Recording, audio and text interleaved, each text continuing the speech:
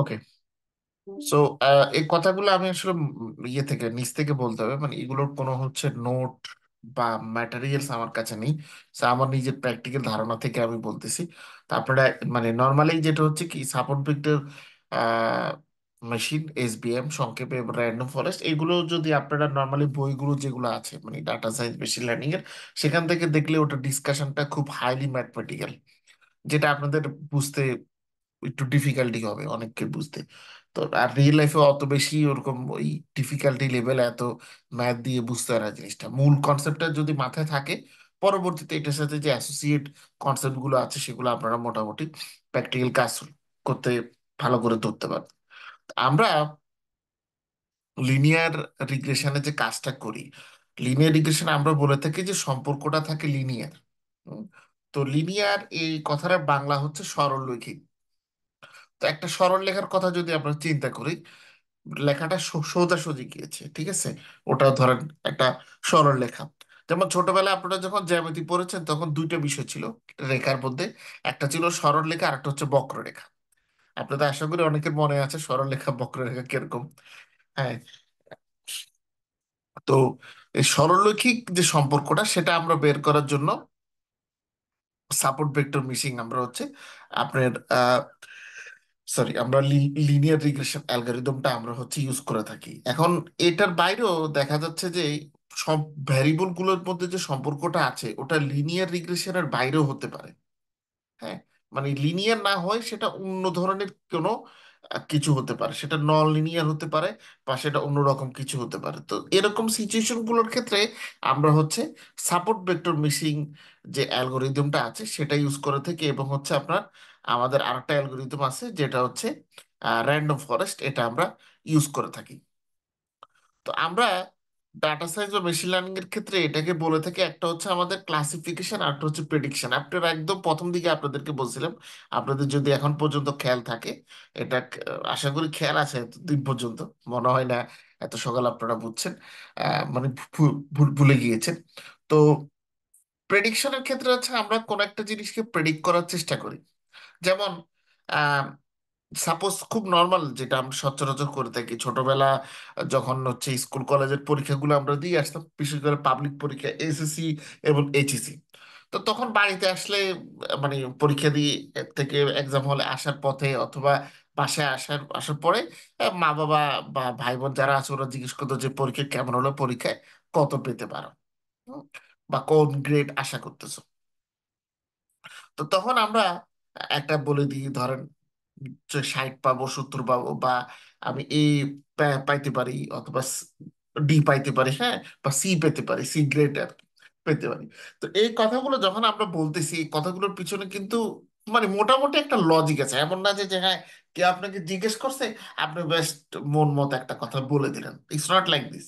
এটার পিছনে একটা কিন্তু লজিক আছে। ওই যে আমি আপনাদেরকে একটা কথা বলেছিলাম যে কিছু কিছু বিষয় আছে আমরা খুব সহজে মানে প্রেডিক্ট করতে পারি, আর কিছু কিছু বিষয়গুলো আছে যেগুলোকে আমরা প্রেডিক্ট করতে আমরা সহজে হচ্ছে পারি না, বা আমরা মন মতো বলি কথা। যেমন মন মতো কথা বলা যেরকম যে হ্যাঁ, ওই যে বাজারে দেখবেন ইদানিং মানে ফেসবুকে একরকম মানে খুব ক্লাসিক একটা সমস্যা, আমি এক্সাম্পল যার কারণে বলা, দেখবেন যে ফেসবুকে এক পক্ষ আছে যারা ফেসবুক ইলিশ মাছের দাম একরকম দিচ্ছে কিন্তু বাজারে দাম হচ্ছে অন্যরকম। তার মানে ব্যাপক পার্থক্য, ওরা ফেসবুকে দিচ্ছে কম কিন্তু বাজারে আসলে দাম অনেক বেশি। এবং ইলিশ মাছ মোটামুটি কিনার অবস্থা মধ্যবিত্তের মতো অবস্থা এখন আর নেই। মধ্যবিত্ত মানে যারা ধরেন মোটামুটি মাসে 30, 40, 50, 60 হাজার টাকা পর্যন্ত স্যালারি আছে, এদের অবস্থা মোটামুটি টাইট। তো দেখেন এটার মধ্যে একটা গ্যাপ আছে, ঠিক আছে, মানে জিনিসটা এরকম না। তো আমরা প্রেডিকশনের বিপরীতে আরেকটা আছে যেটার নাম ক্লাসিফিকেশন, এই যেখানে স্ক্রিন শেয়ার করছি ক্লাসিফিকেশন। তো ক্লাসিফিকেশনটা খুব কমন, এটা সচরাচর ইউজ করা হয় হেলথ কেয়ার সেক্টরে। এবং আমরা ইউজ করে থাকি নর্মালি, আপনারা যদি ইমেজ প্রসেসিং নিয়ে আপনারা কেউ যদি কাজ করে থাকেন, সেই ইমেজ যে কোনো ইমেজ হতে পারে, এটা কিন্তু মেডিকেল ইমেজও হতে পারে। এমন না যে ইমেজ প্রসেসিং মানে এটা স্পেসিফিক কোনো ম্যানুফ্যাকচারিং ইন্ডাস্ট্রি বা কোনো অন্য কোনো ইন্ডাস্ট্রির ইমেজ হতে হবে, এটা আপনার health care industry health care সেক্টরেরও ইমেজ হতে পারে। তো এখন আমরা যখন এরকম প্রেডিকশনটা করি, যখন হচ্ছে ধরেন এভাবে মানে সরলরৈখিক প্রেডিকশন না করে, আমাদের যদি এরকম হয় যে কোনো একটা ক্লাসে ভাগ করা যে ভাই আমাকে, আমরা দুইটা দেশের বা কয়েকটা জিনিসের আপনাকে ছবি দেখানো হলো, ধরেন আপনার এক ফ্রেন্ড যে আজকে মোটামুটি 10-12 বছর দেশের বাইরে থাকে, তো সে হঠাৎ করে এসে আপনাকে ছবি দেখালো কতগুলো। তো সে ফ্রেন্ড আগে ধরেন আপনি নিউজিল্যান্ডে থাকেন বর্তমানে, সেও আগে একটা সময় নিউজিল্যান্ডে তার আন্ডার গ্রাজুয়েট স্টাডি করেছিল, বাট এখন সে বাংলাদেশে থাকে। তা আপনি নিউজিল্যান্ডের কিছু জায়গাতে আপনি গেলেন, ওটা ছবি তারা দেখালেন এবং গ্রেস করতে বলেন এই জায়গাগুলো নিউজিল্যান্ডের কোথায়।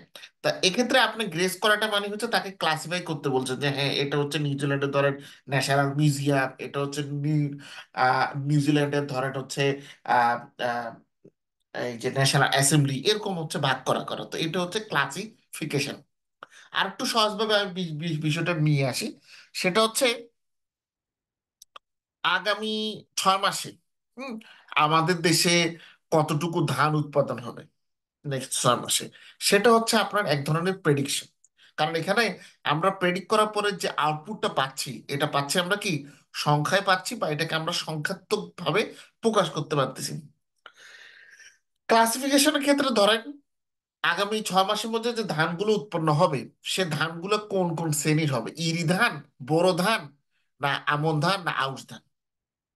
তো তখন হচ্ছে আমরা ধানগুলোকে কি একটা নির্দিষ্ট ক্লাসিফিকেশনের মধ্যে ফেলে দিচ্ছি, একটা গ্রুপের মধ্যে ফেলে দিচ্ছি, এবং আউটপুট হিসেবে যেটা পাচ্ছি এটা কিন্তু তা এখন আর আপনার ইয়ের মধ্যে নেই, মানে সংখ্যা বা সংখ্যাত্মক ভাবে প্রকাশ করা হচ্ছে না, এখন এগুলো প্রকাশ করা হচ্ছে শব্দ কিংবা বাক্যের মাধ্যমে, আমাদের এখানে শব্দের মাধ্যমে। তো এটাই হচ্ছে ক্লাসিফিকেশন। তো ক্লাসিফায়ার হিসেবে ক্লাসিফিকেশনের জন্য আমরা যে মডেল ইউজ করে থাকি, সেই মডেলগুলোকে আমরা বলে থাকি classifier.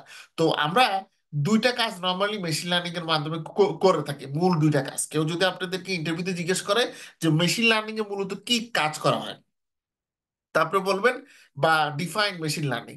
So machine learning is all about prediction and or classification. তো আমরা এতদিন প্রেডিকশন নিয়ে কথা বলেছি, এখন আমরা ক্লাসিফিকেশনের ভাগে হচ্ছে আমরা মুভ করতেছি, ঠিক আছে? তো এখানে ডাটা অ্যানালিসিস এর একটা প্রবলেম দেওয়া আছে। এটা হচ্ছে যে আমরা ধরেন আপনি হেলথ কেয়ার সেক্টরের ডাটা নিয়ে কাজ করতেছেন, ঠিক আছে? Cancer data set, normally cancer data সেটের নিয়ে কথাটা খুব বেশি বলা হয়, এটা আপনাদের অনেকের কাছে বিরক্তও লাগতে পারে, আবার অনেকের কাছে ইন্টারেস্টিং মনে হতে পারে। তো যাদের কাছে বিরক্ত লাগবে ওদেরকে একটা এক্সাম্পল আমি বলে দিই, মানে একটা এটার পিছনে যে রিজনিংটা সেটা বলে দিই।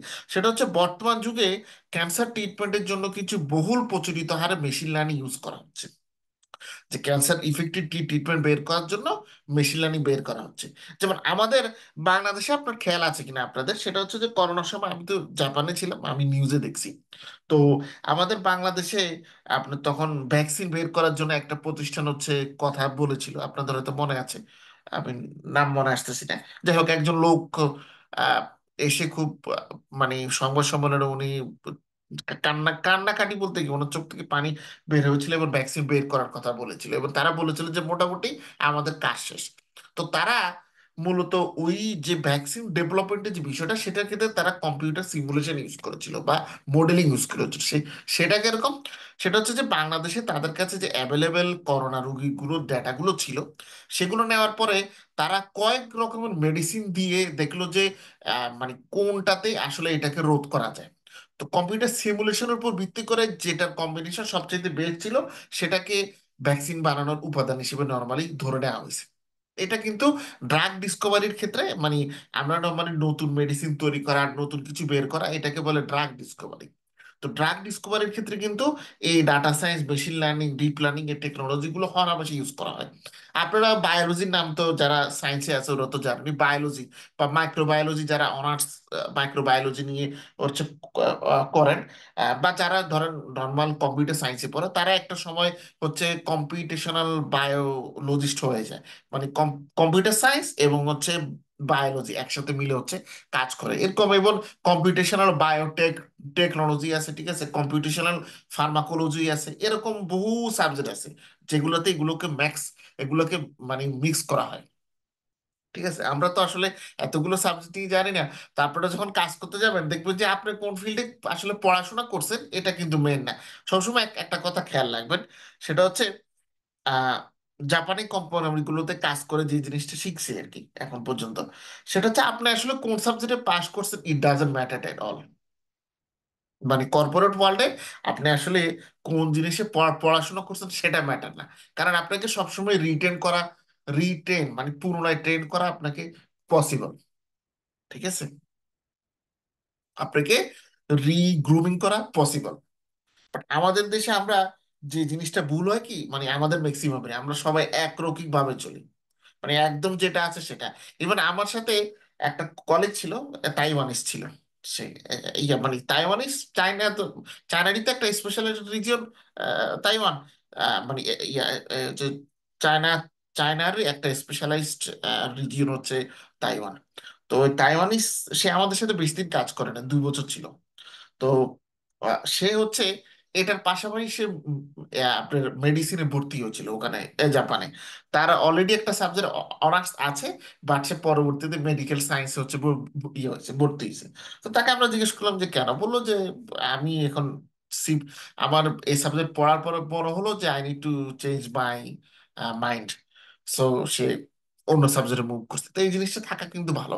এবার বাই দ্য ওয়ে, বাইরের দেশে কিন্তু এরকম একটা এন্ট্রি আছে। আপনারা একদম লন্ডন, আমেরিকা, তারপর বিশ্বের যত দেশ আছে, মানে আমাদের এশিয়া মহাদেশের দেশগুলো ছাড়া আর কি, বাংলাদেশ এবং পাকিস্তান, হ্যাঁ নেপাল, ভুটান, এই দেশগুলো ছাড়া আর বাকি দেশগুলোতে আপনারা এমবিবিএস গ্র্যাজুয়েট এন্ট্রি নামে একটা ডিগ্রি আছে। তার মানে হচ্ছে আপনি যে কোনো সাবজেক্টে পাশ করার, আপনার যদি এমবিবিএস করার ইচ্ছা থাকে, বা ওখানে সব দেশে কিন্তু এটাকে এমবিবিএস বলে না। নর্মালি আমাদের ইন্ডিয়ান সাবকন্টিনেন্ট বা ভারতীয় উপমহাদেশের যে দেশগুলো আছে, অথবা আমি বর্তমানে সাউথ ইস্ট এশিয়ার যে কিছু কিছু দেশ আছে, তারা নর্মালি এমবিবিএস কথাটা ইউজ করেন। বাইরের দেশে তারা এটাকে বলে থাকেন নর্মালি হচ্ছে MD degree. MD means doctor of medicine. তো ওখানে কিন্তু এই গ্রাজুয়েশন ডিগ্রিটা আছে। যাই হোক, এটা আপনারা কেউ যদি এখন মেডিকেল পড়ার ইচ্ছা থাকে তো তাহলে করতে পারেন। বাট এটার জন্য কিন্তু কোনো স্কলারশিপ পাওয়া যায় না, এটা হচ্ছে একটা বড় সমস্যা। প্রায় 70-80 লক্ষ টাকা ধরেন খরচ হবে বাইরের দেশে আপনার একটা এমবিবিএস করতে। হ্যাঁ, যদি মালয়েশিয়াতে করেন, আরো লন্ডন টন্ডনে আসলে এটার খরচ দেয় 2-3 কোটি টাকাতে চলে যাবে শুধু টিউশন ফি। হ্যাঁ, ওটা আমাদের মতো মধ্যবিত্তদের দ্বারা হবে না। তার মানে স্বপ্ন পূরণ এবং আকাঙ্ক্ষা, এই দুইটার মধ্যে ব্যাপক পার্থক্য। আচ্ছা, যাই হোক। তো এখন ক্লাসিফিকেশনের ক্ষেত্রে আমাদের এখানে ধরেন আমরা পেশেন্ট, মানে একটা হাসপাতালে ধরেন হচ্ছে আমাদেরকে, একটা হাসপাতাল ধরেন আপনারা ডাটা সায়েন্টিস্ট বা মেশিন ইঞ্জিনিয়ার হিসেবে কাজ করতে গেলেন, তো আপনাদেরকে অলরেডি একটা কোম্পানি আসলো, মানে আমরা যাদেরকে বলে থাকি ক্লায়েন্ট। তো ক্লায়েন্ট আপনাদের সাথে মিটিং করলো, নর্মালি এরকম হর হামেশাই কিন্তু 3-4টা মিটিং হয়। মানে এমন না যে যে লোকজন আপনাদের কাছে সমস্যা নিয়ে আসলো, সাথে সাথে আপনারা ডাটা সায়েন্স মেশিন লার্নিং এর ক্লাস মানে কাজ শুরু করে দেন, তা কিন্তু না। নর্মালি কাজগুলো কিন্তু ধাপে ধাপে হয়, 2-3টা মিটিং হয়, আমরা তাদের নিডস যেটা রিকোয়ারমেন্ট যেটা, সেটা বোঝার চেষ্টা করি। তার পরবর্তীতে তাদের রিকোয়ারমেন্টস অনুযায়ী কাজ করতে হলে আমাদের কি কি তথ্য উপাত্ত লাগবে, তাদের থেকে কি কি লজিস্টিক্যাল সাপোর্ট লাগবে, এই সবগুলো জিনিস কিন্তু আমরা জানার পরে কাজ শুরু করি। এই কারণে যেটা হয় সেটা হচ্ছে যে নর্মালি ডাটা সায়েন্স বা মেশিন লার্নিং ইঞ্জিনিয়ার পজিশন গুলোতে যখন আপনারা কাজ করতে যাবেন, তখন বলবে যে আপনাদের মানে তারা যদি ইনহাউস প্রোডাক্ট ডেভেলপ না করে, কিছু কিছু কোম্পানি আছে যারা নিজেদের প্রোডাক্ট বা সার্ভিস, এই ডাটা সায়েন্স মেশিন লার্নিং এর টুল নিজেরা ডেভেলপ করে, তারা কিন্তু বাইরের ক্লায়েন্টের উপর নির্ভর করে না। আর কিছু আছে যারা অন্য কোম্পানিকে সার্ভিস প্রোভাইডার হিসেবে কাজ করে, তারপরে আউটসোর্সিং টাইপের ফার্ম হিসেবে তারা কাজ করে থাকে। তখন সেসব কোম্পানিতে গেলে হচ্ছে আপনাদের একটা ব্রড একটা ক্লায়েন্ট মানে ইয়ে থাকে, একটা পুল থাকে, সেখান থেকে ক্লায়েন্টটা এসে আপনাদেরকে হচ্ছে কাজ দেয়, সেই কাজগুলো নর্মালি আপনারা করতে হয়। ঠিক আছে, দুই রকমের কিন্তু এই বিষয়টা হয়ে থাকে। এখন এই যে ডাটা অ্যানালাইসিস এর ক্ষেত্রে ধরেন আছে, আপনাকে একদম একটা হাসপাতাল এরকম অ্যাপ্রোচ করলো এবং বললো যে আমাদের এখানে কিছু পেশেন্ট আছে যারা আমরা প্রবাবল, যাদের ক্যান্সার আছে বলে আমাদের ধারণা। তো আমরা ক্যান্সার স্ক্রিনিং এর ক্ষেত্রে যে পেশেন্টরা আসে এরকম ধরেন 50 জন কিংবা 100 জনের ডাটা সেট আপনাকে দিল। ঠিক আছে, তো ডাটা সেট গুলো দেওয়ার ক্ষেত্রে তারা কি ডাটা দিল, নর্মালি হাসপাতালে যখন একজন পেশেন্ট আসে ক্যান্সার স্ক্রিনিং এর জন্য, তার শরীরে যে অঙ্গের ক্যান্সার, সে অঙ্গের একটা অংশ বিশেষ নিয়ে সেই অংশ বিশেষকে পরীক্ষা করা হয়। মূলত ক্যান্সারটা হচ্ছে কোষের অস্বাভাবিক পরিবর্তনটা হচ্ছে ক্যান্সার। ঠিক আছে, আমি একদম পিওর মেডিকেল টার্মে আপনাদেরকে মানে এই জিনিসটা এক্সপ্লেন করতে পারবো না, দুঃখিত। এক্ষেত্রে আমার লিমিটেশন আছে জ্ঞানের।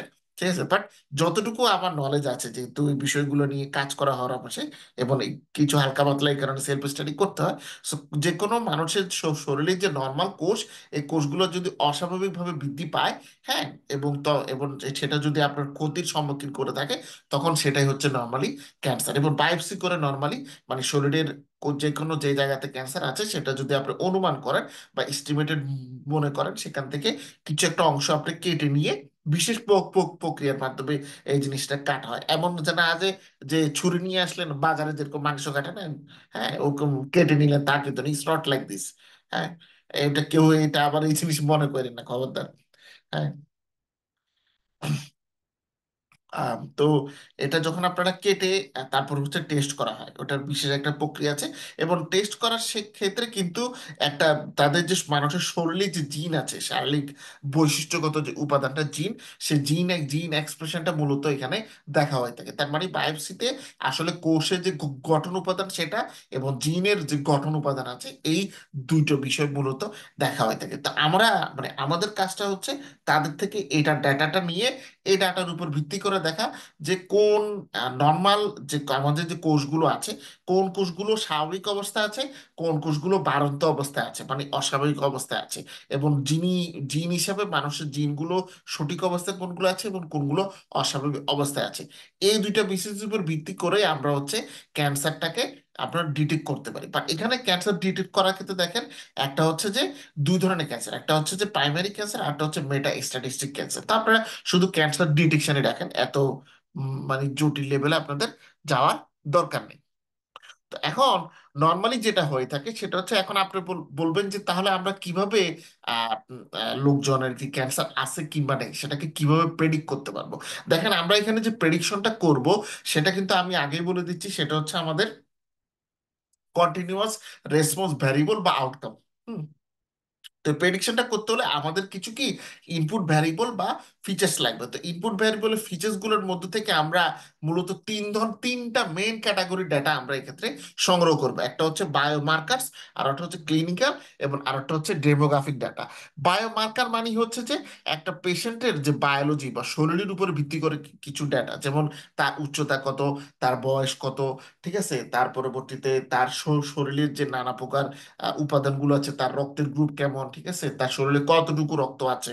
হ্যাঁ, এই রকম যখন তথ্য উপাত্তগুলো আমরা বায়োমার্কারের মধ্যে হচ্ছে না। বা ক্লিনিক্যাল হচ্ছে যে ক্লিনিক্যালি যে টেস্টগুলো করা হয় থাকে, যেমন এখানে বায়োপসি রিপোর্ট হতে পারে, স্পেশাল স্ক্যানিং হতে পারে, সেই রিপোর্টগুলোর যে আউটপুটটা আমরা ফলাফল পেয়েছি সেটা। পাশাপাশি ডেমোগ্রাফিক ডাটা, সে কোন জায়গায় থাকে, তার ইনকাম কেমন, তার ফ্যামিলি হিস্ট্রি কি। কারণ অনেক সময় কিন্তু ক্যান্সার ফ্যামিলি হিস্ট্রির উপরও কিন্তু ডিপেন্ড করে থাকে। ঠিক আছে। তো এই ডাটাগুলো আমাদের জোগাড় করতে হবে কেন? রিগ্রেশন মডেল দাঁড় করাতে। কারণ কি, আমরা সেই রিগ্রেশন মডেল উপর ভিত্তি করে আমরা প্রেডিক্ট করতে পারবো যে এই পেশেন্টটা কি বাঁচবে কি বাঁচবে না। মানে অনেক রকম সিচুয়েশন হতে পারে, আমরা হয় প্রেডিক্ট করতে চাই ধরেন সার্ভাইভাল, যে বেসড অন দিস ফিচার এই পেশেন্টটা কত সে সার্ভাইভ করবে কি করবে না। অথবা তাকে যদি হাসপাতালে থাকতে হয় তাহলে তাকে কতদিন হাসপাতালে থাকতে হবে, কতদিন হাসপাতালে থাকবে না। অথবা তার কি আদৌ ক্যান্সার আছে বা ক্যান্সার নেই, এই ধরনের সিচুয়েশন গুলো আমরা এখানে প্রেডিক্ট করার চেষ্টা করতে পারি। এখন এখানে হচ্ছে আপনার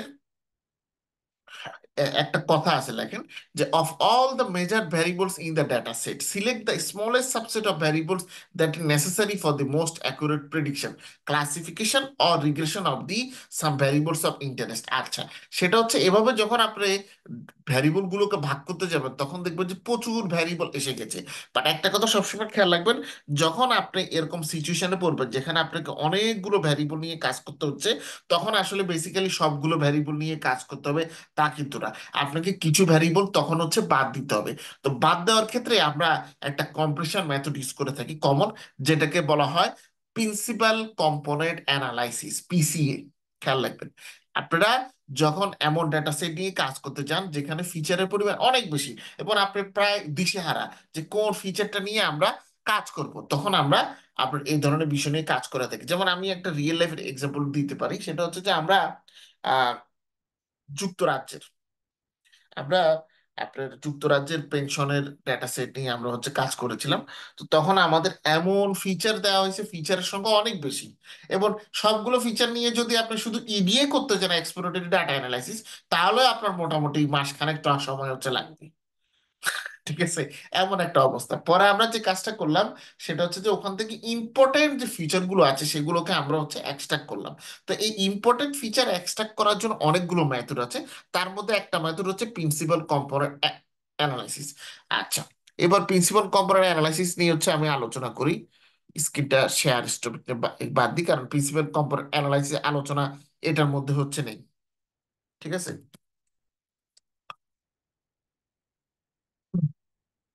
আচ্ছা, ইম্পর্টেন্ট ভ্যারিয়েবল হচ্ছে আমরা ভ্যারিয়েবল গুলোকে আমরা মেশিন লার্নিং বা ডাটা সায়েন্সের কিছু ফিচার্স বলে থাকি। এটা আপনারা জানেন, এবং আপনাদেরকে আমি অলরেডি একটা ক্লাসে অনেকবার বলা হয়েছে। ঠিক আছে।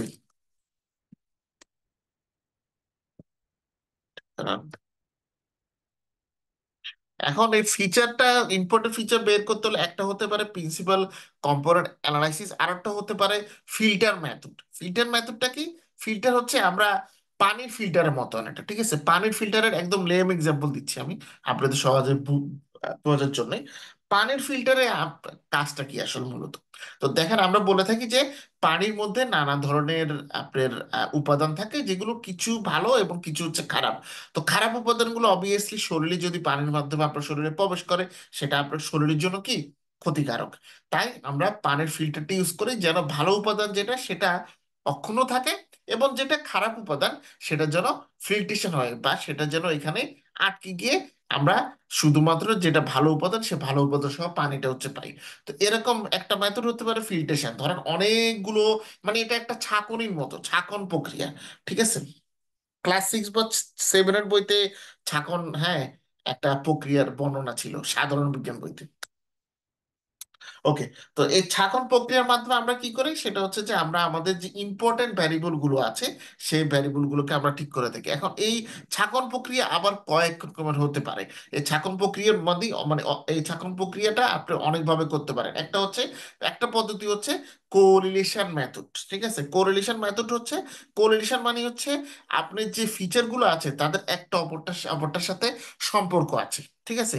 যেমন আপনার সাথে আপনার অফিসের কলিগদের সাথে যে সম্পর্ক, এই সম্পর্কের মাত্রাটা ভালো হতে পারে, মোটামুটি হতে পারে, আর একদম মানে কুমড়া, দা কুমড়া সম্পর্ক হতে পারে। ঠিক আছে। মানে একটা হচ্ছে খুবই মানে ফ্র্যাঙ্কলি মানে আপনার কলিগ ছাড়া আপনি ধরেন দুপুরে ভাতও খান না, এরকম হচ্ছে অবস্থা। আর একটা সিচুয়েশন হতে পারে মোটামুটি হাই হালের মধ্যে। আর একটা হতে পারে তাকে দেখতে পারলেই হয়েছে, সেও আপনাকে দেখতে পারে না, আপনিও তাকে দেখতে পারেন না। ঠিক আছে, দুইজন বিপরীত মেরুর লোক। তো এরকম সিচুয়েশন হতে পারে। তো এখন ভ্যারিয়েবল গুলো নিয়ে যখন আমরা কাজ করি, বা ফিচার গুলো নিয়ে তো আমরা কাজ করি, মানে মূলত আমরা ডেটা সেট নিয়ে কাজ করি। এই ডেটা সেটের মধ্যে থাকে হচ্ছে আমাদের ফিচার্স বা ভ্যারিয়েবল। এখন ফিচার্স বা ভ্যারিয়েবল গুলোর মধ্যেই আমাদের হচ্ছে যে সম্পর্কটা, এই সম্পর্কের মাত্রাটা কেমন সেটা দেখতে হবে। এখন এক্ষেত্রে আমরা কারো কারো মধ্যে সম্পর্ক নাই সেটাও দেখতে পারি, মানে জিরো হতে পারে। কারো কারো মধ্যে যে সম্পর্ক আছে সেটা হয়তো নেগেটিভ সম্পর্ক হতে পারে, মানে বিপরীত সম্পর্ক। আবার কারো কারোর মধ্যে সমমুখী সম্পর্ক থাকতে পারে। তো এই কোরিলেশনের যে ভ্যালুটা আছে এটা -1 থেকে +1 এর মধ্যে ভ্যারি করে। ঠিক আছে। যদি +1 হয় তখন সেটাকে আমরা বলি পারফেক্ট পজিটিভ কোরিলেশন। যদি -1 হয় সেটাকে আমরা বলি পারফেক্ট নেগেটিভ কোরিলেশন। আর যদি এই 1 থেকে 0-র মধ্যে হয়, তাহলে 1-এর কাছাকাছি যত যাবে তখন সেটাকে আমরা বলবো যে মোটামুটি মডারেটলি গুড কোরিলেশন। আর যদি 0-র কাছাকাছি যায় বা 0 হয় তখন সেটা বলবো নো কোরিলেশন অ্যাট অল। ঠিক আছে। আচ্ছা, আর একটা হতে পারে কাই স্কোয়ার টেস্ট। আচ্ছা, কাই স্কোয়ার টেস্টের ক্ষেত্রে আবার একটা লিমিটেশন আছে। সেটা হচ্ছে কি, কাই স্কোয়ার টেস্ট আমরা শুধুমাত্র ক্যাটাগরিক্যাল ভ্যারিয়েবল গুলোর ক্ষেত্রে ইউজ করতে পারবো। ঠিক আছে। দুইটা জিনিস খেয়াল রাখবেন। একটা হচ্ছে যে যদি ফিল্টার মেথড বা ফিল্ট্রেশন মেথড আপনি ইউজ করেন ইম্পর্টেন্ট ফিচার সিলেক্ট করার ক্ষেত্রে, তাহলে আপনাকে বুঝতে হবে আপনার যে নিউমেরিক্যাল ভ্যারিয়েবল গুলো আছে বা নিউমেরিক্যাল ফিচার যেগুলো আছে, মানে সংখ্যাত্মক ফিচার, সেগুলোর ক্ষেত্রে আমরা কোরিলেশন অ্যানালাইসিস বা কোরিলেশন ম্যাট্রিক্স আমরা অ্যাপ্লাই করতে পারবো।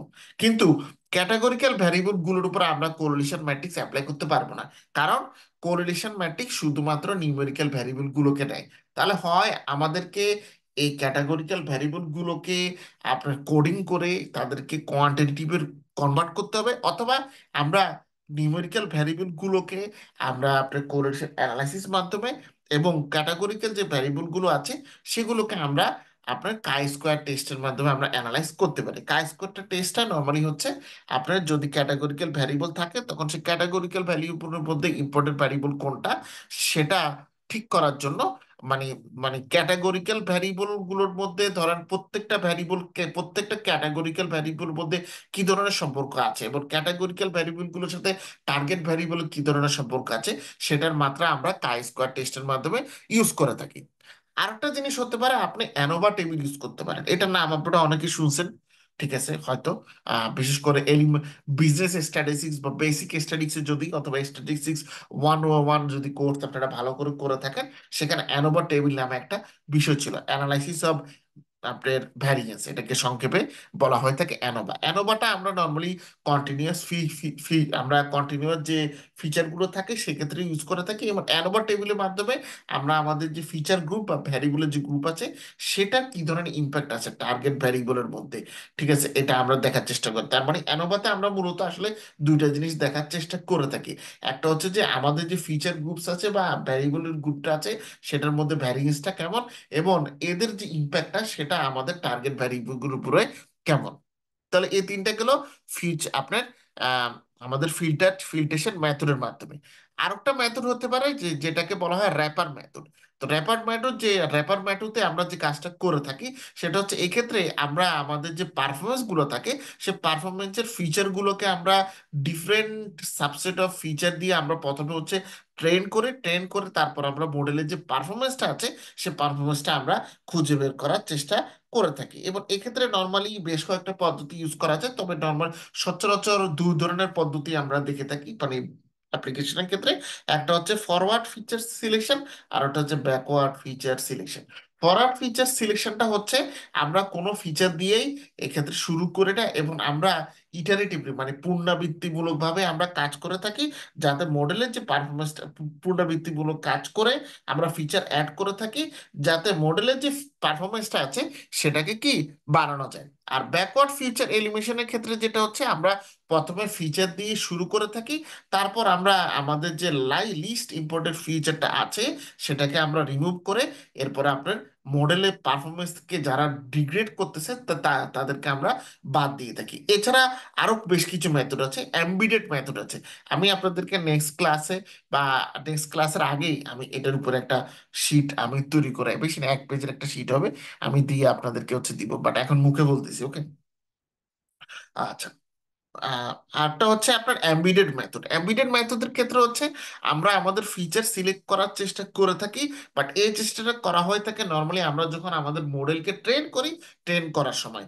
এবং এবং এক্ষেত্রে কোন ধরনের এমবিডেড মেথড আপনি ইউজ করবেন সেটা ডিপেন্ড করতেছে যে কোন ধরনের লার্নিং অ্যালগোরিদম আপনি ইউজ করতেছেন। তো এটার মধ্যে আছে ধরেন হচ্ছে ল্যাসো, আপনার L1 ল্যাসো, যেটাকে আমরা সংক্ষেপে এটাকে বলা হয়ে থাকে মূলত ল্যাসো রিগ্রেশন, বা অনেকে এটাকে L1 রেগুলারাইজেশনও বলে থাকেন। আর একটা নাম হচ্ছে রিজ রেগুলেশন, যেটাকে অনেকে L2 রেগুলারাইজেশনও বলে থাকেন। আর একটা হচ্ছে ইলাস্টিক নেট, এবং আরেকটা হচ্ছে ডিসিশন ট্রি বেসড মডেল। এবং ডিসিশন ট্রির ক্ষেত্রে র্যান্ডম ফরেস্ট আসতে পারে, গ্রেডিয়েন্ট বুস্টিংও আপনার আসতে পারে। তো ল্যাসো রিগ্রেশন এগুলো কিন্তু খুবই ডাই কনসেপ্ট, আমি একেবারেই দুঃখিত, কারণ এই জিনিসগুলো আপনাদের কাছে খুবই কঠিন মনে হবে আমি জানি, বাট আমি তারপরও সহজ করে বাংলায় যতটুকু বলতে চাচ্ছি। বাট আমি শীট দিলেও দেখবেন যে শীট পড়লে ওই শীটের ল্যাঙ্গুয়েজ বুঝতে আপনাদের কিছুটা কষ্ট কষ্ট হবে, এটা শিওর, কারণ এগুলো খুবই ডাই কনসেপ্ট।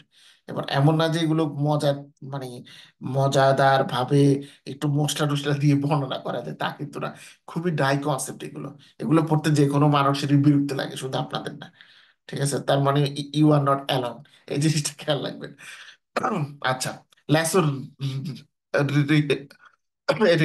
রেসোলিউশনের ক্ষেত্রে যেটা হচ্ছে আমরা এই ক্ষেত্রে আমাদের যে absolute value of feature coefficient গুলো আছে, মানে আমাদের যে ভ্যারিয়েবল গুলোর আপনার অ্যাবসোলুট ভ্যালু, আমাদের যে আমরা তো মূলত ফিচার বা ভ্যারিয়েবল নিয়ে কাজ করি, তো এই ফিচার বা ভ্যারিয়েবল গুলোর যে কোএফিসিয়েন্ট আছে সেই কোএফিসিয়েন্টে অ্যাবসোলুট ভ্যালু নিয়ে আমরা কাজ করে থাকি। তো এই অ্যাবসোলুট ভ্যালুর উপরে এক ধরনের প্রপোর্শনালি, এক ধরনের হচ্ছে পেনাল্টি অ্যাপ্লাই করা হয়।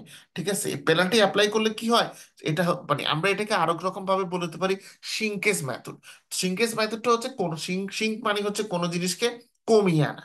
ঠিক আছে, এখন কমিয়ে আনার ক্ষেত্রে আবার কোন কোন জায়গাতে এটার অর্থ মানে এই মানে ইংরেজি শব্দের ক্ষেত্রে কিন্তু মানে একবার এরকম হয়েছে ক্লাসে। ঠিক আছে, একটা শব্দের অর্থ বলেছিলাম, আরেকজন হচ্ছে ডিকশনারি থেকে তারপর দিন এসে বললো মনে হয় বা কোন জায়গা থেকে যে এটার অর্থ তো এটা হতে পারে। তো ইংরেজি শব্দগুলো হচ্ছে সবসময় খেয়াল রাখবেন, ইংরেজি শব্দগুলোর আসলে যে অর্থ সেটা তার ব্যবহারের উপর বেস করে চেঞ্জ হয়, বাংলার মতো না। বাংলাতে নর্মালি হচ্ছে আমরা শব্দকে যেভাবে ইউজ করে থাকি সেটা সেভাবেই থাকে, বাট ইংরেজি হচ্ছে ছদ্মবেশী একটা ভাষা। মানে ফিরিঙ্গিদের চিন্তা ভাবনা তো, ওদের চিন্তা ভাবনা একটু অন্যরকমই, হ্যাঁ, একটু ঘুরিয়ে পেঁচিয়ে চিন্তা, তাই তাদের ল্যাঙ্গুয়েজটাও সেরকম। হ্যাঁ, এখন এখানে হচ্ছে যে আপনার দেখা গেছে আপনি বললেন একরকম, যেমন আমি বলতে পারি এরকম যে I have so many things in my plate. মানে আপনি আমাকে বললেন যে will you go to the shop or shopping mall with me, তো তখন আমি আপনাকে উত্তর বললাম no, I have too much, অথবা I have so many things in my plate. এখন এটার অর্থ আপনারা বলতে পারেন হ্যাঁ মানে উনি হচ্ছে ভাত খাচ্ছে এবং ওনার ভাতের থলে থালে মানে ভাতের প্লেটে অনেক জিনিসপত্র আছে, বা উনি অনেক জিনিসপত্র অনেক আইটেম নিয়ে উনি বা বুফে লাঞ্চ উনি করছেন। এটা এটা হচ্ছে একটা ইন্টারপ্রিটেশন। বাট এটার মানে হচ্ছে যে আমি বলতেছি মূলত যে আমার আসলে এখন অনেক কিছু করার মতো আছে, আমি তো আপনাকে টাইম দিতে পারছি না। দেখেন ইংরেজি শব্দ অর্থটা চেঞ্জ হয়েছে কিভাবে, শব্দতে যেভাবে ইউজ হয়েছে, এবার আপনি যেভাবে জিজ্ঞেস করেছেন তার উপরে বেস করে আমি উত্তর দিয়েছি। শব্দে ব্যবহার উপর, বাক্যে ব্যবহার উপর ভিত্তি করে শব্দের অর্থটা চেঞ্জ হয়ে গেছে। ঠিক এরকম একটা আছে, আমি আজ থেকে মনে হয় 4-5 বছর আগে আইএলটিএস নিয়ে ইংরেজিতে একটা পোস্ট দিয়েছিলাম। ঠিক আছে, তখন সেখানে আমি একটা সেন্টেন্স এরকম লিখেছিলাম, success in IELTS is a happy marriage between preparation and strategy. এবার এই সেন্টেন্সটাই অনেকের মাথাতে আগুন ধরাই দিয়েছিল। ঠিক আছে, এটার জন্য কিছু আহ, বিশেষ শ্রেণীর লোকজন এসে গালি গালাজ আরো কত কিছু, এখন এখানে ফেসবুক টেসবুক ইউজ করে না, লেখা থেকে আস্তে আস্তে কমাই দিছি, বাদই দিয়ে দিছি টোটাল। গায়ে পড়ে মানে উপকার করতে গেলে সমস্যা। আচ্ছা, মজার ব্যাপার কি জানেন, সেটা হচ্ছে যে এটা লেখার পরে অনেকে আমাকে জিজ্ঞেস করছে যে আপনি এই কথা লিখছেন, এই সেন্টেন্স হয়নি কেন হয়নি? কারণ এই যে প্রিপারেশন এবং স্ট্র্যাটেজি কৌশলের মধ্যে আপনি কিভাবে বিয়ে দেন, এরা তো ছেলে আর মেয়ে না। এখন যারা এভাবে চিন্তা করে এদেরকে আপনি কিভাবে কি করবেন? তখন আমি বললাম যে দেখেন এই জিনিসটা অ্যানালজিক্যালি ইউজ হয়েছে। আমি বলেছি যে মূলত এই সেন্টেন্সটার অর্থ হচ্ছে যে যদি আপনি আইএলটিএস পরীক্ষা বা যে কোনো পরীক্ষা যদি আপনি ভালো করতে চান, তাহলে আপনার প্রস্তুতি এবং কৌশল এই দুইটার মধ্যে একটা সুসম্পর্ক থাকতে হবে, একটা সুষম বন্টন থাকতে হবে। সে অর্থে আমি বলেছি, এমন না যে যে আমি বলেছি যে হ্যাঁ প্রস্তুতির সাথে কৌশলের বিয়ে দিয়ে দেন। ঠিক আছে, যাই হোক ওই কথা বলতে গিয়ে এটা এসে গেল। তো এই জিনিসগুলো হচ্ছে ইংরেজিতে চেঞ্জ হয় বাই দ্য ওয়ে। তো আমরা ল্যাসো রিগ্রেশনের কথা বলছিলাম। তো এটাকে এমবিডেড মেথড না বলে অনেকে এটাকে সিঙ্কেজ মেথডও কিন্তু বলে থাকেন, এই জিনিসটা খেয়াল রাখবেন। ঠিক আছে, এবং নর্মালি ডাটা সায়েন্স বা মেশিন লার্নিং এর যে ইয়েগুলো আছে, টিউটোরিয়াল বা আলোচনাগুলো আছে, তারা কিন্তু এই কথাটা বলেন না। বা রিয়েল লাইফে কাজ করতে গেলে কিন্তু এই জিনিসগুলো লাগে আপনার, কারণ প্র্যাকটিক্যাল কাজ করতে গেলে প্র্যাকটিক্যাল কাজ আর ইউটিউবের ক্লাস কিন্তু এক না। এটা মানে যদিও শুনতে খারাপ লাগে বা অনেকে বলবেন আরে উনি অন্যের বদনাম করতেছে বা ও নিজের ইয়ে করতেছে, না, আমিও যেটা জানি আমিও কম জানি। মানে এখন আমি যদি আপনাদেরকে বলে আমি পৃথিবীতে সব জানি, তাহলে এটা হবে পৃথিবীর সবচাইতে বড় মিথ্যা কথা। কারণ পৃথিবীতে প্রত্যেকটা মানুষেরই জানার একটা লেভেল আছে, একটা সার্টেন লেভেল পর্যন্ত আছে। ঠিক আছে, তো আপনার আমরা জ্ঞান বলে না যে জ্ঞানের হচ্ছে একটা মহা সমুদ্র। তো আটলান্টিক মহাসাগরের এক ফোঁটা পানি, ঠিক আছে, যতটুকু আমাদের জ্ঞানটা কিন্তু মানুষের লেভেলটা কিন্তু হচ্ছে ততটুকু। তা আপনি চিন্তা করেন আটলান্টিক এত বড় মহাসাগর, সাগর না মহাসাগর, সেখানে এক ফোঁটা পানি পড়লে এটার কি মূল যে পানি আছে এটার কি কোনো চেঞ্জ হবে? হবে না কিন্তু। এই জিনিসটা খেয়াল রাখতে হবে মাথায়। ঠিক আছে, বাট আমি চেষ্টা করতেছি যে মোটামুটি রিয়েল লাইফে আমরা যে কাজগুলো করে থাকি হরার ভাষায় এটা শেখার আছে। ল্যাসো রিগ্রেশনকে শিঙ্কেজ মেথড বলা হয় এই কারণে, কারণ দেখেন আমরা যখন অনেক ফিচার নিয়ে কাজ করে থাকি তখন এই ফিচার গুলোকে কমিয়ে আমাদের হচ্ছে কি আপনার যে ফিচার গুলো গুরুত্বপূর্ণ বা টু দি পয়েন্ট সেই ফিচার নিয়ে আমাদের কাজ করতে হবে। যেমন একটা কথা বলতো না ইয়াতে ছোটবেলাতে, যে যা লিখবেন টু দি পয়েন্ট লিখবেন। যেমন আমার একটা জিনিস মনে আছে যে অনেকে প্যারা করে লিখতো। আমাদের বিশ্ববিদ্যালয়ে একজন স্যার ছিল, যাই হোক ওই ওনার নাম আর বললাম না।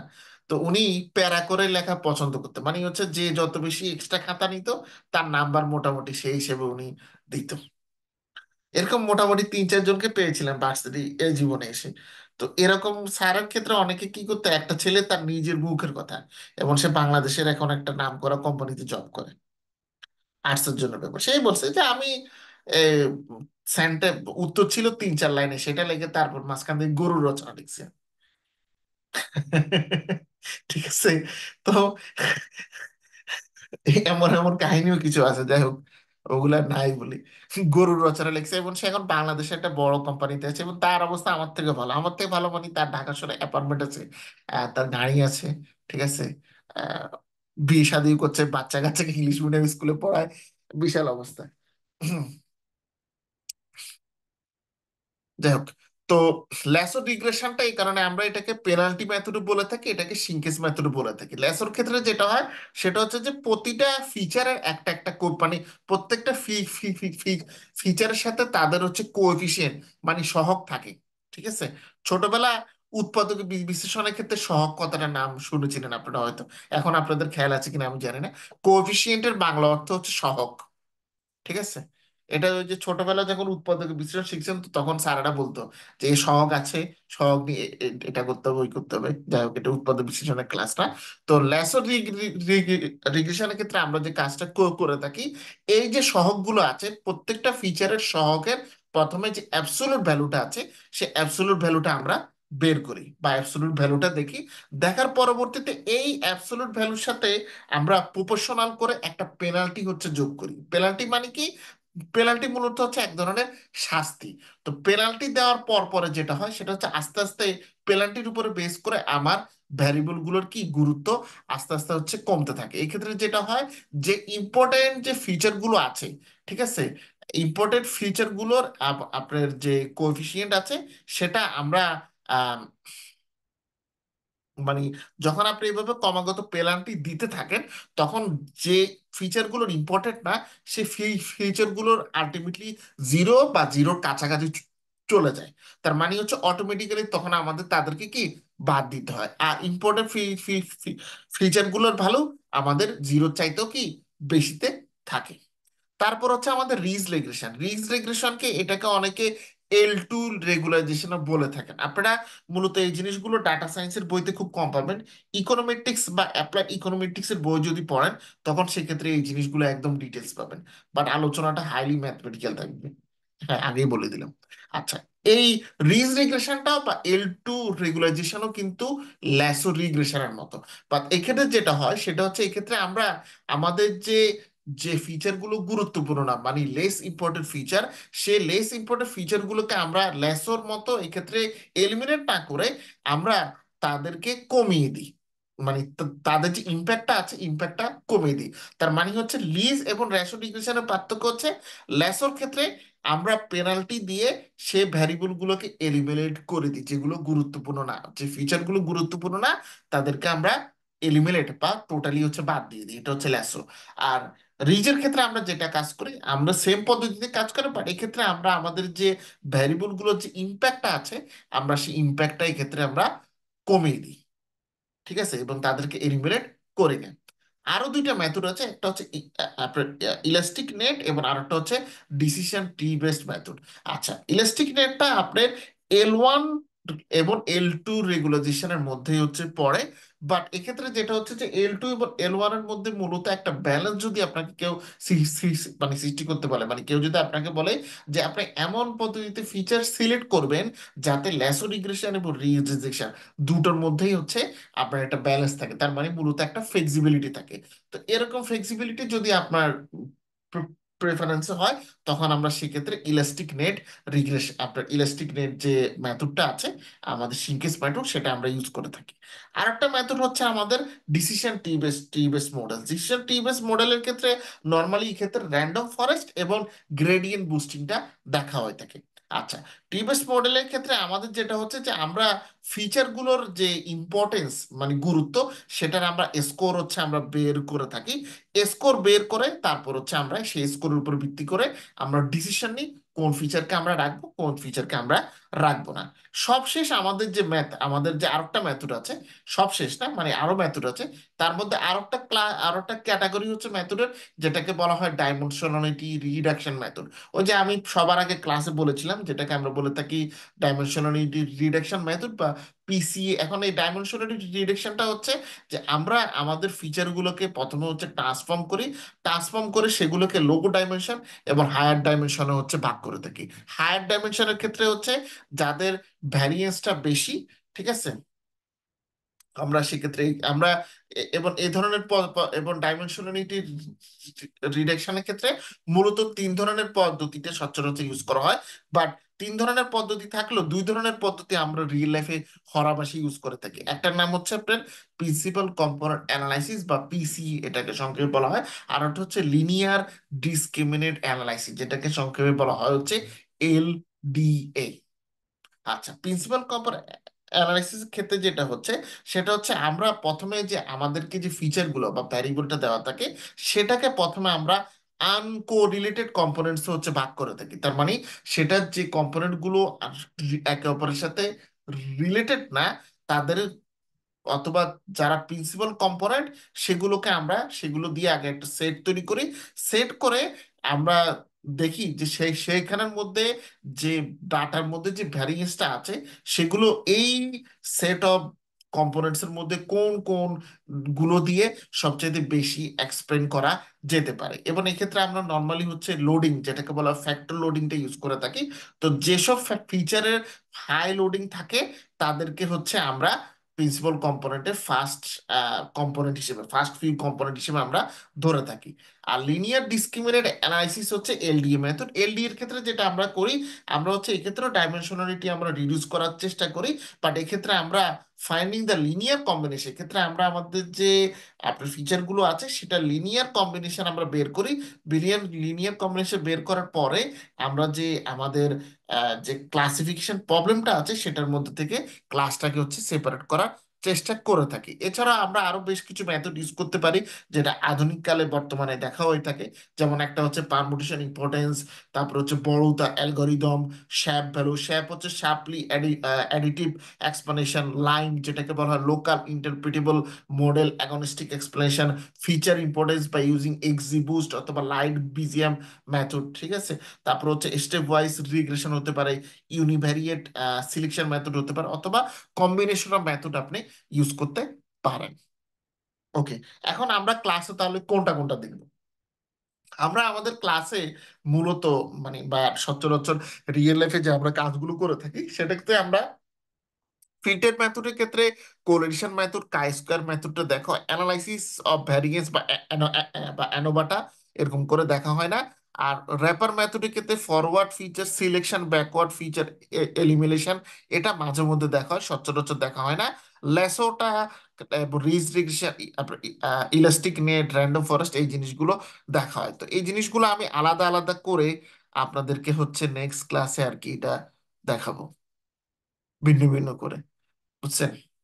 এগুলোর থিওরিটা একটু জটিল, আমি জানি আপনাদের কাছে অড লাগতেছে হয়তো, এই থিওরি গুলো মাথায় থাকতে খুবই ডিফিকাল্ট, আমি জানি, বাট এটা কিছু করার নেই আসলে, এটা ডিফিকাল্ট। ইকোনমিক্স এর একটা বই লেখার চেষ্টা নিয়েছিলাম, বাট সময় পারতেছি না শেষও করতে। এগুলো নর্মালি ইকোনমিক্স এর নলেজ বা ডাটা সায়েন্সে অ্যাপ্লাই করা হয়ে থাকে সচরাচর।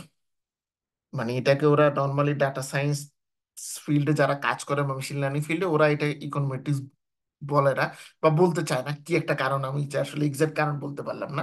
মানে যদিও এই ফিল্ডে আমি কাজ করি, বাট এরা এটাকে স্ট্যাটিস্টিক্যাল লার্নিং বলাটা বেশি ভালো মনে করে। কারণ মনে করে যে স্ট্যাটিস্টিক্যাল লার্নিং অ্যাপ্লাই করে আমরা ডেটা সম্পর্কে হচ্ছে জানতে পারি, স্ট্যাটিস্টিক্যাল লার্নিং এর যে টুলস বা টেকনিক গুলো আছে।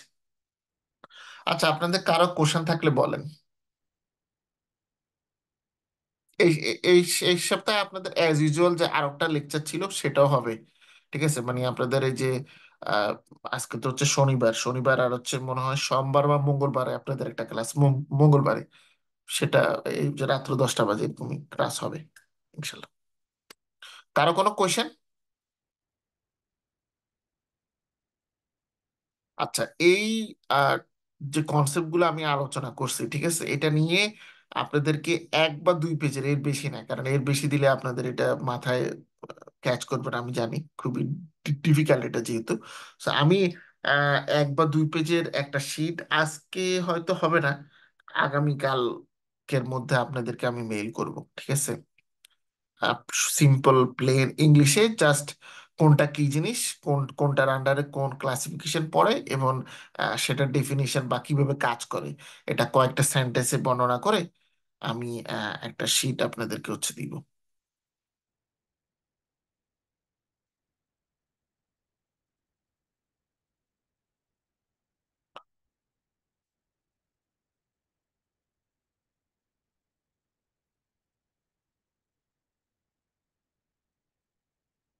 আচ্ছা, আপনাদের মনে হয় কারো কোনো কোশ্চেন নাই, অথচ কারো কোনো কোশ্চেন না থাকলে আমরা আজকে ক্লাস এখানে শেষ করতে পারি। আগামী ক্লাস হচ্ছে আপনাদের মঙ্গলবার। মঙ্গলবার কত তারিখ আশা করি আপনারা জানেন, মঙ্গলবার হচ্ছে 10 তারিখ, ঠিক আছে। মঙ্গলবার এই সেম সময় রাত 10টা। তা আমরা তো নর্মালি 10 মিনিট, 10, 15, 20 মিনিট পরে আমরা ক্লাস শুরু করি, সবাই আসার জন্য ওয়েট করি। সো 10টা বাজে ক্লাসের টাইম থাকবে, আপনারা 5-10 মিনিট এদিক সেদিক হলে সমস্যা নেই। হ্যাঁ, ক্লাসে জয়েন করেন।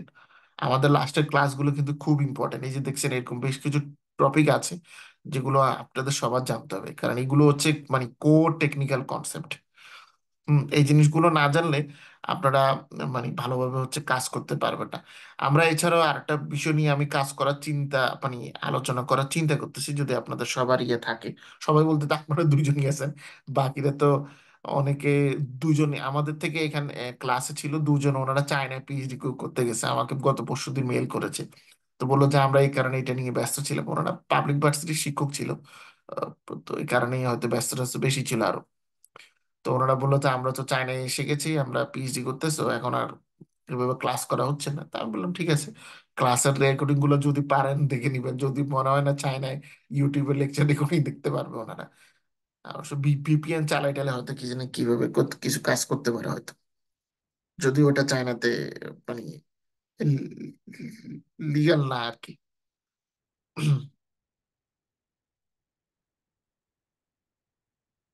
আচ্ছা, ও যে কথাটা বলতে নিয়েছিলাম সেটা হচ্ছে যে আমি ক্লাইমেট চেঞ্জ, যে জলবায়ু পরিবর্তন, এটা নিয়ে তো বেশ কিছু কাজ তো হচ্ছে, আপনারা জানেন। তো জলবায়ু পরিবর্তন নিয়ে বেশ কিছু মডেল আছে, স্ট্যাটিস্টিক্যাল ইকোনমেট্রিক্স মডেল আছে। তো এর মধ্যে থেকে সবগুলো মডেল নিয়ে তো কাজ করা আসলে সম্ভব না, তাহলে আমাদের ক্লাসের ব্যাপ্তি বা আলোচনার বিষয়টা একটু বেড়ে যাবে। বা লাস্টের 1 বা 2টো লেকচারে আমি আপনাদেরকে, মিনিমাম একটা, সর্বোচ্চ দুটো লেকচারে আমি ক্লাইমেট মডেলিং, ঠিক আছে, মানে মেশিন লার্নিং বা ডাটা সায়েন্স কিভাবে ক্লাইমেট চেঞ্জের ক্ষেত্রে অ্যাপ্লাই করা যেতে পারে সেটা নিয়ে আমরা আলোচনা করব আর কি। তো একটা ক্লাস নিতে হবে আসলে থিওরিটিক্যাল আলোচনার জন্য, একটা ক্লাসের হাফ, আর একটা ক্লাস রাখতে হবে ওটা প্র্যাকটিক্যাল ডেটা সেটে অ্যাপ্লাই করে।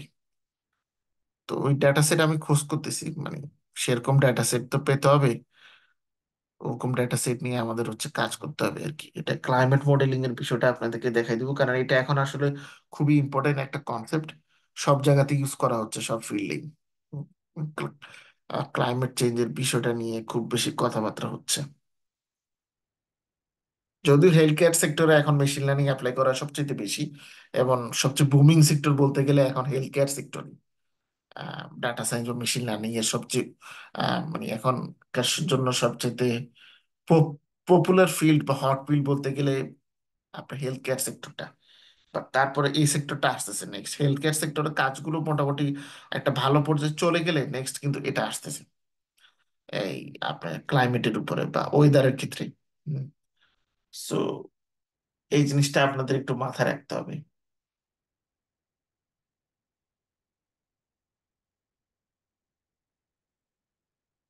প্রতিটা ব্যাচে এরকম বেশ কিছু জিনিস নতুন নতুন করার চেষ্টা করি।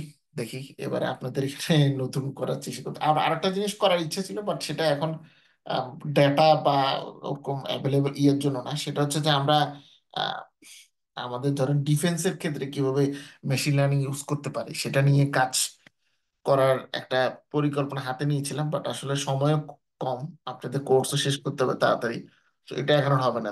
টাইমের চেঞ্জ, তবে এটা থাকবে, এটার আলোচনা থাকবে, যদি আপনাদের কারো আপত্তি না থাকে আর কি। আপত্তি না থাকলে, যে না সময় নষ্ট হবে দরকার নেই, তাহলে বাদ।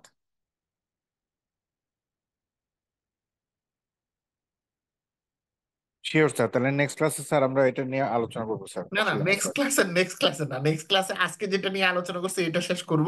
নেক্সট ক্লাসে তার দুটা লেকচার পর, মানে আগামী লেকচার এবং তারপরে লেকচারের পরে আমাদের, আমরা ওই যে ক্লাইমেট মডেলিং বা ক্লাইমেট চেঞ্জিং কিভাবে আমরা মেশিন লার্নিং ইউজ করতে পারি, আমরা সেটা নিয়ে ইয়ে করবো। কারণ ওইটা নিয়ে আগে আপনাদেরকে শিট দিতে হবে। মানে আগে শিট দিব আমি, এবার এবার আর ইয়েতে শিট দিব না, কারণ এটা খুবই একটা ইয়ে কনসেপ্ট তো। এটাও একটা ড্রাই কনসেপ্ট, ঠিক আছে। এবং ক্লাইমেট নিয়ে ধরেন আপনি আমাদের অনেক কিছুই জানতে হবে, টুকিটাকি নলেজ। সেটা আগে আপনাদেরকে দিব, আপনারা পড়বেন, যেটা নেক্সট ক্লাসের আগে আপনারা হচ্ছে পেয়ে যাবেন। তো আপনারা মোটামুটি ধরতে গেলে 1 সপ্তাহ 10 দিনের মতো টাইম পাবেন একটা, মানে প্রিলিমিনারি ইয়ে দেওয়ার জন্য, রিডিং দেওয়ার জন্য। তারপরে ইনশাল্লাহ আমরা ওটা স্টাডি করবো আর কি। ওকে তাহলে শিওর সবাই। স্যার। জি, থ্যাংক ইউ। ঠিক আছে তাহলে, থ্যাংক ইউ স্যার। আজকে এতটুকু পর্যন্ত রাখি। সবাই ভালো থাকবেন, সুস্থ থাকবেন।